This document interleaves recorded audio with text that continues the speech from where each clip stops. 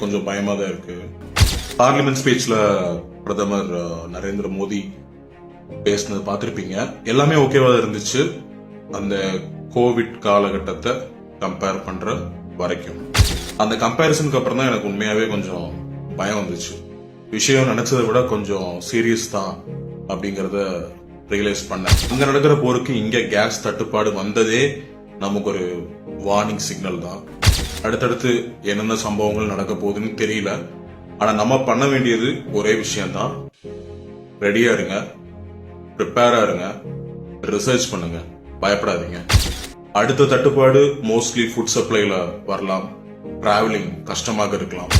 So நம்ம பண்ண வேண்டியது உண்மையாவே ஒரு வார் சிச்சுவேஷன்ல எப்படி இருப்போமோ அதை இப்பத்துல இருந்து பிராக்டிஸ் பண்றது நல்லதுன்னு நினைக்கிறேன். உங்களை நீங்களே தயார்படுத்திக்கோங்க.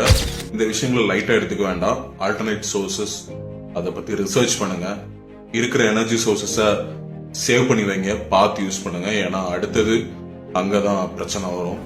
எச்சரிக்கை அத்தியாவசியம், ஆனா ரொம்ப பயப்படவும் வேண்டாம். சுத்தி நடக்கிறத கண்காணிச்சாலே போதும். நன்றி.